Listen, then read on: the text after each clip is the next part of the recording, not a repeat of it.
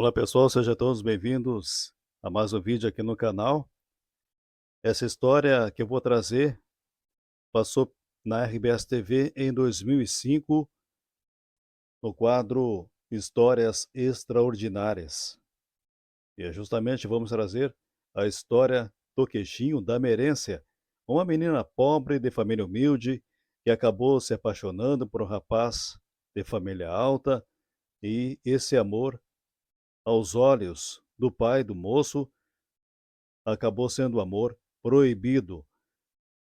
Então, desde já peço seu like, seu comentário, e se você não é inscrito, inscreva-se em nosso canal. E também compartilhe. Vamos a essa história, O Queixinho da Merência.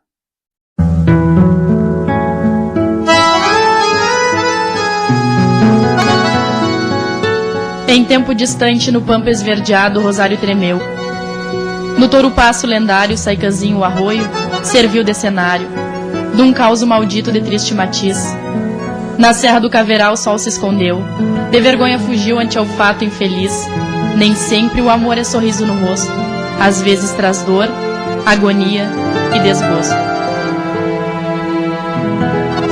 Buenas, viventes. Deixe que me apresente. Eu sou o Galdério Cristiano e tenho um caso para contar, que aconteceu bem aqui na Serra do Caverado. Toda vez que eu venho para Rosário, eu lembro desse caso. Uma história de arrepiar pelo de Cusco e fazer tremer o índio mais guasca. A história do Queixinho da Merência.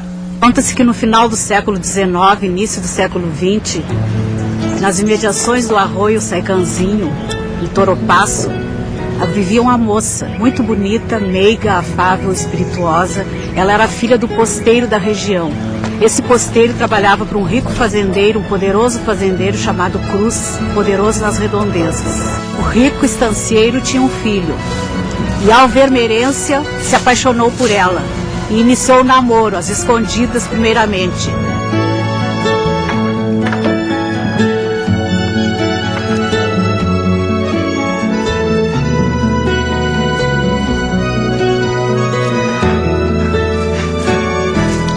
Era uma moça pobre, né? E ela, com um filho de fazendeiro, se apaixonou por ela, né? E ia casar com ela. Mas os pais dele não quiseram porque ela era pobre e não queriam namoro, né? Viçosa Merência, florzinha do campo, de boca pequena, de lábios vermelhos, de longos cabelos, mocinha faceira. O filho de um rico estancieiro dali se perde de amor pela moça roceira, filha do posteiro da estância do pai. O namoro floresce, dois apaixonados, em encontros furtivos, com beijos roubados. Quando o fazendeiro soube da notícia, foi falar com o filho e entrou em divergência com ele porque o filho disse que o namoro era sério e que ele pretendia casar com a Merência, mesmo que ficasse sem a fortuna do pai. O amor tem dessas coisas. Não depende das vontades.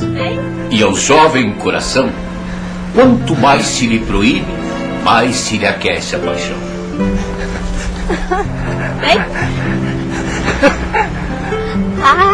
Não me pega, não me pega. Essa história se passa no final do século XIX, início do século XX, num Brasil eminentemente rural, regido por relações de patriarcalismo. O patriarca ditava as normas e a família se submetia a elas. As relações entre um filho único de uma família com uma moça pobre não era propriamente o que se esperava em termos de ideal familiar. Mas o rapaz apaixonado pela bela e viçosa prenda enfrentou as ordens do pai. Queria casar e pronto. Não lhe interessava mais nada. O pai pensou então em programar e elaborar um impedimento para esse namoro. Nós estávamos num momento de transição da monarquia para a república no país e a estrutura social, ela se reflete na família. Os donos de terra, eles tinham todo o poder e o próprio sistema todo fazia com que ele se sentisse o dono das pessoas, os donos das pessoas, tanto que ele decidiu fazer com que a vida da Merência e do filho dele fosse decidido pelas suas mãos.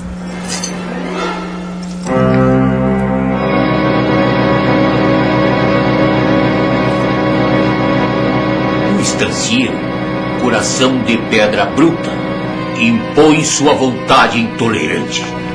A seu mando, o guri parte a um paradeiro distante. A tropear, sai pelos campos. Muitas luas fica longe.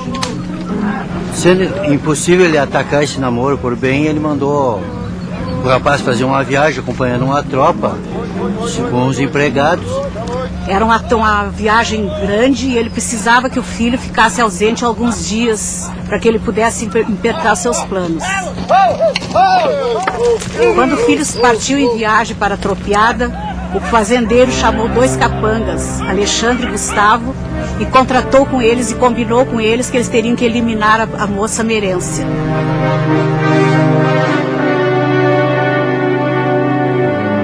Não apenas manda matar, mas maltrate a pobrezinha. E os dois, bem pagos e cruéis, executam a ordem com gosto, pois capachos de tiranos sentem prazer na maldade. Sequestram a menina no campo e consumam a crueldade.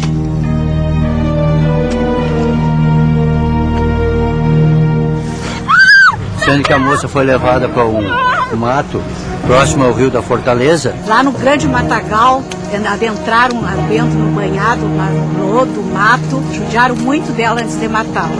Depois esquartejaram e picaram junta por junta.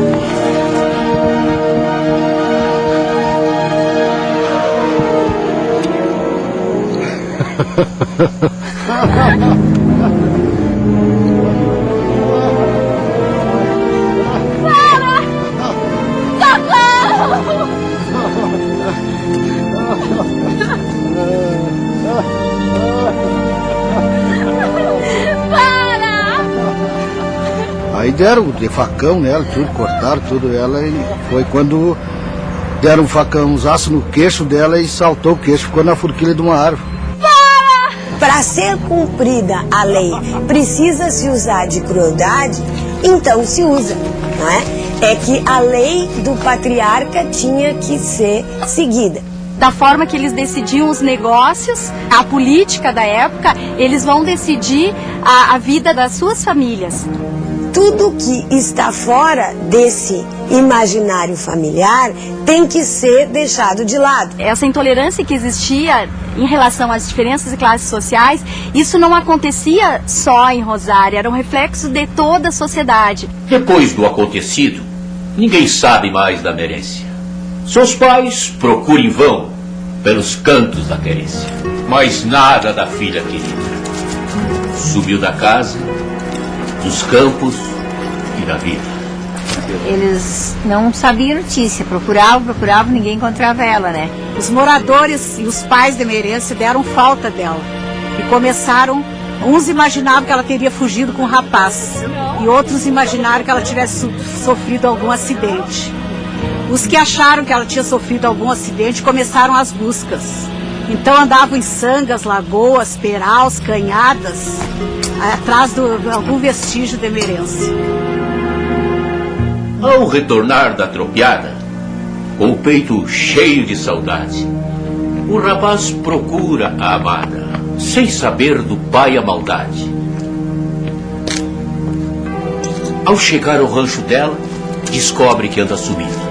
E é o Cusquinho fiel quem dá a pista seguida. Aí os pais de Merência, desesperados, notaram que o cachorro, todos os dias ao entardecer, saía para o mato e só voltava horas depois chorando. Aí então os pais de Merência falaram para o delegado Maximiano Monte do ocorrido. Ele então, curioso para saber o que estava acontecendo, organizaram um grupo e seguiram o cachorro.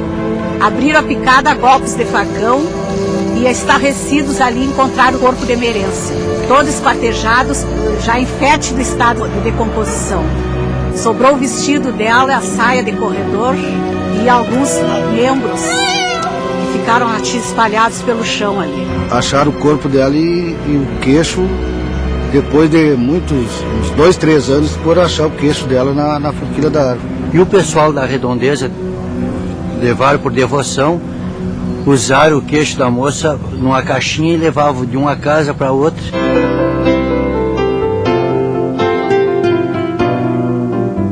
As gentes de todas as bandas souberam. Mataram Merência, que sina medonha. Judiaram da linda prendinha do pago, tão pura, confiante, serena e risonha. Com sangue no olhar, ferida, implorou piedade aos algozes, de nada adiantou. A cortaram e junta por junta picaram. Em pedaços seu corpo ficou no banhado. O preconceito acabou com seu sonho dourado. Apenas as roupas restaram do que era vida e amor. Ao encontrar os restos, insuportável a dor, não foi difícil chegar ao autor da atrocidade. Volta aqui, rapaz! Eu pedi que não te aproximasse dela! Eu implorei! Quem é tu para me prender? Assassino! Foi você o culpado! Assassino! Você está me prendendo! Meu filho! Assassino! O noivo, ao retornar da grande tropiada que ele tinha sido incumbido, adoeceu, ficou demente e foi transportado para o hospital de Porto Alegre, onde veio a falecer. Merência! Merência! Merência!